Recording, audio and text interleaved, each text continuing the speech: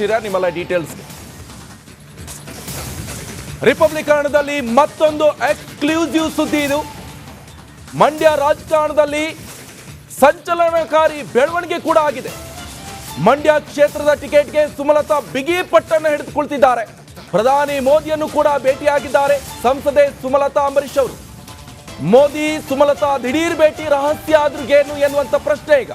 ಇತ್ತೀಚೆಗೆ ಅಮಿತ್ ಶಾ, JP ನಡ್ಡಾ ಅವರನ್ನು ಕೂಡ ಭೇಟಿಯಾಗಿದ್ರು. ಮಂಡ್ಯ ರಣಕಣದಲ್ಲಿ ಸ್ಫೋಟಕ ಬೆಳವಣಿಗೆ ನಡೀತಾ ಇರುವಂತದ್ದು. ಸೊ ರಿಪಬ್ಲಿಕರಣದಲ್ಲಿ ಮತ್ತೊಂದು ಎಕ್ಸ್ಕ್ಲೂಸಿವ್ ಸುದ್ದಿ ಇದು. ಎಸ್, ದೃಶ್ಯದಲ್ಲೂ ಕೂಡ ನೀವು ನೋಡ್ತಾ ಇರಬಹುದು ಫೋಟೋ ಇದು. ಪ್ರಧಾನಿ ನರೇಂದ್ರ ಮೋದಿ ಅವರನ್ನ ಸುಮಲತಾ ಅಂಬರೀಶ್ ಅವರು ಭೇಟಿಯಾಗಿರುವಂತಹ ಫೋಟೋ ಈಗ ಲಭ್ಯವಾಗ್ತಾ ಇರುವಂತದ್ದು. ದೆಹಲಿಯಲ್ಲಿ ಸಾಕಷ್ಟು ಬೆಳವಣಿಗೆ ಆಗ್ತಾ ಇದೆ. ಮಂಡ್ಯ ಅಂದ ತಕ್ಷಣ ನಮಗೆ ನೆನಪಿಗೆ ಬರುವಂತದ್ದು ಇಡೀ ಇಂಡಿಯಾದಲ್ಲೇ ದೊಡ್ಡ ಮಟ್ಟದಲ್ಲಿ ಚರ್ಚೆ ಆಗಿರುವಂತದ್ದು ಸೊ ಮಂಡ್ಯ ಲೋಕಸಭಾ ಕದನ. ಈ ಹಿಂದೆ ಕೂಡ ನಾವು ಗಮನಿಸಿದ್ವಿ, ಸುಮಲತಾ ಅಂಬರೀಶ್ ಅವರು ಪಕ್ಷೇತರವಾಗಿ ವಿನ್ ಆಗಿ ಗೆದ್ದು 2019ರ ಲೋಕಸಭಾ ಎಲೆಕ್ಷನ್ ನಲ್ಲಿ ಬಿಜೆಪಿಗೆ ಸಪೋರ್ಟ್ ಮಾಡಿರುವಂತಹ ಇದೇ ಸುಮಲತಾ ಅಂಬರೀಶ್ ಅವರು ಈ ಬಾರಿ ಮಂಡ್ಯ ಲೋಕಸಭಾ ಕ್ಷೇತ್ರದಲ್ಲಿ ಯಾರಿಗೆ ಟಿಕೆಟ್ ಎನ್ನುವಂತ ಪ್ರಶ್ನೆ. ಕಾರಣ ಇಷ್ಟೇ, ಬಿಜೆಪಿ ಹಾಗೆ JDS ಮೈತ್ರಿ ಆಗಿರುವಂತದ್ದು. ಈ ನಿಟ್ಟಿನಲ್ಲಿ ಎಲ್ಲೋ ಒಂದ್ ಕಡೆ ನಿಖಿಲ್ ಕುಮಾರಸ್ವಾಮಿ ಅವರಿಗೆ ಮಂಡ್ಯ ಟಿಕೆಟ್ ಸಿಗುತ್ತೆ ಎನ್ನುವಂತ ನಿಟ್ಟಿನಲ್ಲಿ ಸಾಕಷ್ಟು ಚರ್ಚೆ ಆಗ್ತಾ ಇರುವಂತದ್ದು. ನಿಖಿಲ್ ಕುಮಾರಸ್ವಾಮಿ ಕೂಡ ಮಂಡ್ಯ ಪ್ರವಾಸದಲ್ಲಿದ್ದಾರೆ. 8 ದಿವಸ ಎಲ್ಲ 8 ವಿಧಾನಸಭಾ ಕ್ಷೇತ್ರಗಳನ್ನ ಸುತ್ತಿ ರೌಂಡ್ ಹೊಡೆದು ಅಲ್ಲಿರುವಂತ ನಾಯಕರನ್ನು ಕೂಡ ಭೇಟಿ ಆಗ್ತಾ ಇದ್ದಾರೆ. ಆದ್ರೆ ದೆಹಲಿಯಲ್ಲಿ ಸುಮಲತಾ ಅಂಬರೀಶ್ ಅವರು ಏನ್ ಮಾಡ್ತಿದ್ದಾರೆ ಅಂತ ಹೇಳಿದ್ರೆ, ಬಿಜೆಪಿಯ ಟಾಪ್ 1 ಲೀಡರ್ಸ್ ಪ್ರಧಾನಿ ನರೇಂದ್ರ ಮೋದಿ ಅವರು, ಹಾಗೆ ನಿನ್ನೆ ಅಷ್ಟೇ ನೋಡಿದ್ವಿ ಟಾಪ್ 3 ಅಲ್ಲಿ ಕಾಣಿಸ್ಕೊಳ್ತಾ ಇರುವಂತಹ BL ಸಂತೋಷ್ ಅವರನ್ನು ಭೇಟಿ ಆಗಿದ್ದಾರೆ. ಅದ್ರ ಜೊತೆ ಟಾಪ್ 4 ನಾಯಕ ಬಿಜೆಪಿಯ JP ನಡ್ಡಾ ಅವರನ್ನು ಕೂಡ ಭೇಟಿಯಾಗಿ ಮಾತುಕತೆಯನ್ನ ನಡೆಸ್ತಾ ಇರುವಂತದ್ದು. ನನಗೆ ಟಿಕೆಟ್ ಕೊಡಿ, ಕೊಡೋದಿದ್ರೆ ಬಿಜೆಪಿಯಿಂದ ನನಗೆ ಟಿಕೆಟ್ ಕೊಡಿ ಎನ್ನುವಂತ ನಿಟ್ಟನ್ನ ಬಿಗಿ ಪಟ್ಟನ್ನು ಹಿಡಿದಿರುವಂತಹ ಸುಮಲತಾ ಅಂಬರೀಶ್ ಅವರು ಯಾವುದೇ ಕಾರಣಕ್ಕೆ JDS ಕೊಡೋಕೆ ಹೋಗಬೇಡಿ, ಒಂದೇ ನನಗೆ ಕೊಡಿ, ಇಲ್ಲ ಅಂತ ಹೇಳಿದ್ರೆ ಬಿಜೆಪಿಯಲ್ಲಿ ಟಿಕೆಟ್ ಇಟ್ಕೊಳ್ಳಿ ಎನ್ನುವಂತ ನಿಟ್ಟಿನಲ್ಲೂ ಕೂಡ ಬಿಗಿ ಪಟ್ಟು ಹಿಡಿದು ಕುಟ್ಕೊಂಡಿರುವಂತದ್ದು. ಯಾಕಂತ ಹೇಳಿದ್ರೆ ಮಂಡ್ಯದಿಂದ ಬೇರೆ ಯಾವ ಕ್ಷೇತ್ರಕ್ಕೂ ಹೋಗೋಕೆ ಕೂಡ ಸುಮಲತಾ ಅಂಬರೀಶ್ ಅವರಿಗೆ ಇಷ್ಟ ಇಲ್ಲ. ಮಂಡ್ಯ ತನ್ನ ಕರ್ಮಭೂಮಿ ಅಂತ ಹೇಳ್ಕೊಂಡು ಮಂಡ್ಯದಲ್ಲೇ ನಿಂತು ಜಯನ್ನ ಸಾಧಿಸಿರುವಂತ ಇದೇ ಸುಮಲತಾ ಅಂಬರೀಶ್ ಅವರು ಬೇರೆ ಯಾವುದೇ ಕ್ಷೇತ್ರಕ್ಕೂ ಕೂಡ ಹೋಗೋಕೆ ಇಷ್ಟಪಡ್ತಾ ಇಲ್ಲ. ನನಗೆ ಕೊಡೋದಿದ್ರೆ ಮಂಡ್ಯನೇ ಕೊಡಿ, ಇಲ್ಲ ಅಂದ್ರೆ ಬೇರೆ ಕ್ಷೇತ್ರ ಬೇಡ, ಈ ನಿಟ್ಟಿನಲ್ಲಿ ಶತ ಪ್ರಯತ್ನವನ್ನ ಪಡ್ತಾ ಇದ್ದಾರೆ. ಈ ಬಗ್ಗೆ ಹೆಚ್ಚಿನ ಈ ಬಗ್ಗೆ ಸುಮಲತಾ ಅವರೇ ಸ್ವತಃ ರಿಪಬ್ಲಿಕನ್ ಜೊತೆ ಮಾತನಾಡ್ತಾ ಇದ್ದಾರೆ. ಮೇಡಮ್ ನಮಸ್ಕಾರ. ನಮಸ್ಕಾರ. ಸಾಕಷ್ಟು ದಿನಗಳಿಂದ ರಾಜ್ಯದಲ್ಲಿ ಒಂದಿಷ್ಟು ಬೆಳವಣಿಗೆ ಆಗ್ತಾ ಇದೆ. ನೀವು ದೆಹಲಿ ಮಟ್ಟದಲ್ಲಿ ಲಾಬಿ ನಡೆಸ್ತಾ ಇದ್ದಾರೆ ಎನ್ನುವಂತ ಗೊತ್ತಾಗ್ತಾ ಇದೆ, ಏನ್ ಹೇಳ್ತೀರಾ? ನಾನು ಲಾಬಿಂಗ್ ಅನ್ನೋ ಪದ ನಾನು ಅಪ್ಲೈ ಮಾಡ್ಕೊಳ್ಳಲ್ಲ. ಯಾಕಂದ್ರೆ ಯಾವತ್ತೂ ನಾನು ಆ ರೀತಿಯ ಒಂದು ಪ್ರಯತ್ನ, ಒಂದು ಎಫರ್ಟ್ ನಾನು ಮಾಡಲ್ಲ. ನನ್ನ ಕೆಲಸ ಏನಿದೆ, ನನ್ನ ರಾಜಕೀಯವಾದ ಒಂದು ನಡೆ ಏನಿದೆ, ಅದಕ್ಕೆ ಸಾಕಷ್ಟು ನಾನು ರೆಸ್ಪೆಕ್ಟ್ ಗಳಿಸಿದೀನಿ ಅಂತ ನಾನು ಅನ್ಕೊಂಡಿದೀನಿ.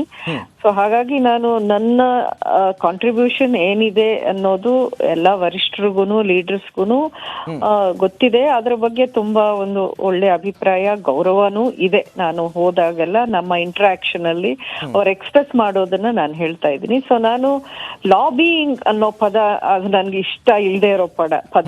ನಾನು ಅದನ್ನ ಮಾಡೋದು ಇಲ್ಲ, ಯಾವತ್ತೂ ಮಾಡಿಲ್ಲ.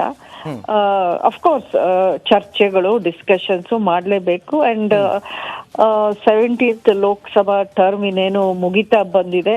ಅಧಿವೇಶನ ಕೊನೆಯದಾದ ಅಧಿವೇಶನ ಇರೋದ್ರಿಂದ ಪ್ರಧಾನಮಂತ್ರಿಗಳನ್ನ ಭೇಟಿ ಮಾಡಿ ಒಂದಷ್ಟು ವಿಷಯಗಳನ್ನು ಚರ್ಚೆ ಮಾಡಿದ್ವಿ. ಅಂದ್ರೆ ರಾಜಕೀಯವಾದ ಚರ್ಚೆ, ಲೋಕಸಭಾ ಎಲೆಕ್ಷನ್ ಅದು ಬರೋದು ಸಹಜ ಆ ಟೈಮಲ್ಲಿ. ಅದರ ಬಗ್ಗೆ ನನ್ನ ಕ್ಷೇತ್ರದ ಗ್ರೌಂಡ್ ರಿಯಾಲಿಟೀಸ್ ಏನಿದೆ, ಇಲ್ಲಿ ಇತ್ತೀಚೆಗೆ ನಡೆದಂತ ಬೆಳವಣಿಗೆಗಳು, ಬದಲಾವಣೆಗಳು ಯಾವ ರೀತಿ ಇದೆ, ಜನರ ಒಂದು ಮೂಡ್ ಏನಿದೆ ಅನ್ನೋದ್ರ ಬಗ್ಗೆ ಅವರು ಕೇಳಿದ್ರು, ನಾನು ಹೇಳಿದ್ದೀನಿ.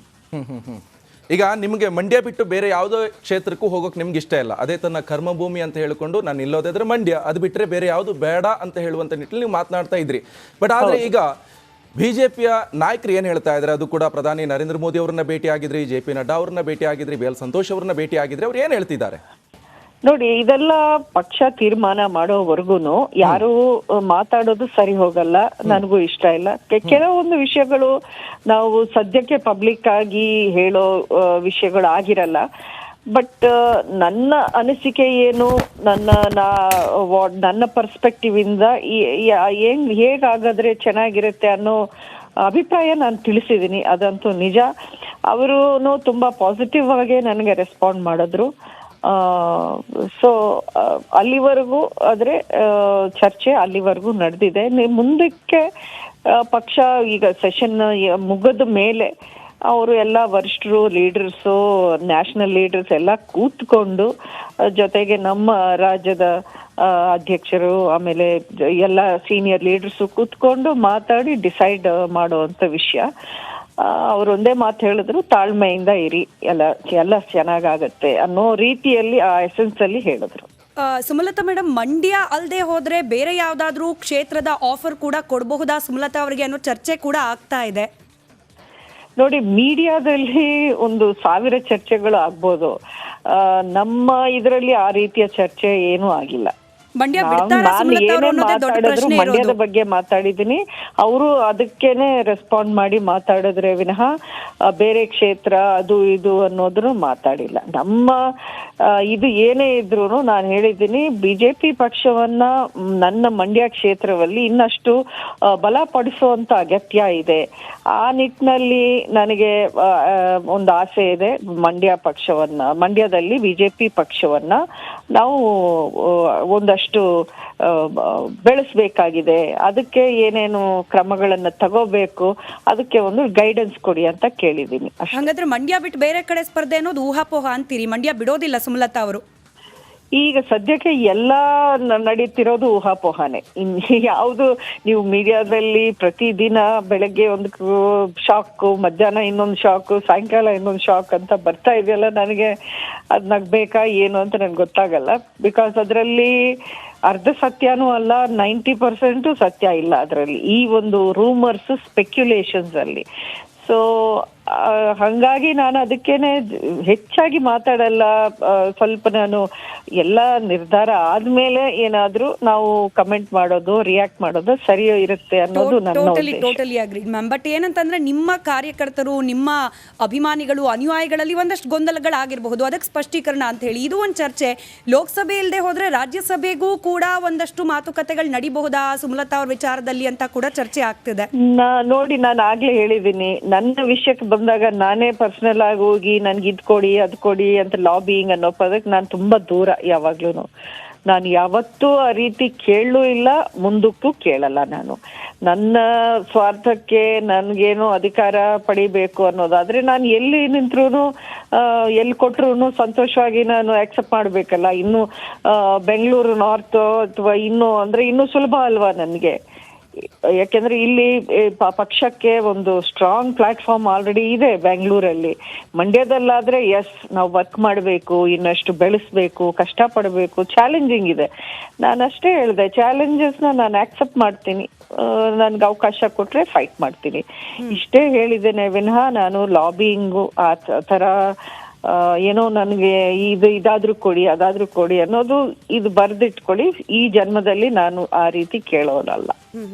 ಮಂಡ್ಯ ಇಲ್ಲ ಅಂದ್ರೆ ಮುಂದೇನು ಅನ್ನೋ ಪ್ರಶ್ನೆ ಕೂಡ ಇರುತ್ತೆ. ಇನ್ ಕೇಸ್ ಮಂಡ್ಯ JDSಗೆ ಬಿಟ್ಕೊಡ್ಬೇಕು ಅನ್ನೋ ರೀತಿಯಲ್ಲಿ ಏನಾದ್ರೂ ಹೋಗ್ಬಿಟ್ರೆ ರೇಖಾರದ ಪ್ರಶ್ನೆ ಆಯ್ನು. ಬಟ್ ಸ್ಟಿಲ್ ಒಂದ್ ಕುತೂಹಲ ಅಂತೂ ಇದ್ದೇ ಇರುತ್ತೆ ನಿಮ್ಮ ಸಪೋರ್ಟರ್ಸ್ಗೆ. ಕುತೂಹಲ ಇರೋದು ಸಹಜ. ನನ್ನ ಸಪೋರ್ಟರ್ಸ್ಗೆ ನಾನು ಇಷ್ಟೇ ಹೇಳಕ್ ಇಷ್ಟಪಡ್ತೀನಿ, ನನಗೆ ಕಾನ್ಫಿಡೆನ್ಸ್ ಇದೆ, ಪಕ್ಷ ಮಂಡ್ಯ ಸೀಟ್ನ ಉಳಿಸ್ಕೊಳ್ತದೆ ಅನ್ನೋ ಕಾನ್ಫಿಡೆನ್ಸ್ ನನಗಿದೆ. ಅದು ಆಗಿಲ್ಲ ಅನ್ನೋವರೆಗೂ ನಾವು ಮೊದಲೇ ಯಾಕೆ ಗೊಂದಲ ಮಾಡ್ಕೋಬೇಕು? ಲೆಟ್ ಅಸ್ ಬಿ ಪಾಸಿಟಿವ್ ಅನ್ನೋದು ನನ್ನ ಅಭಿಪ್ರಾಯ.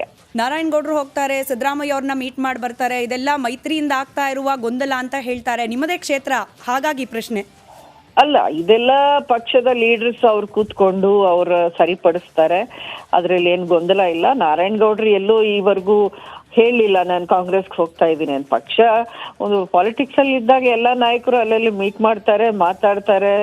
ಅದನ್ನ ದೊಡ್ಡದಾಗಿ ಏನೋ ಬಿಂಬಿಸೋ ಒಂದು ಪ್ರಯತ್ನ ಸದ್ಯಕ್ಕೆ ಅದು ಟೂ ಅರ್ಲಿ ಅಂತ ನನ್ನ ಅನಿಸಿಕೆ. ರೈಟ್. ಧನ್ಯವಾದ ಸುಮಲತಾ ಅವರೇ, ರಿಪಬ್ಲಿಕ್ ಕನ್ನಡದ ಜೊತೆ ಮಾತನಾಡಿ.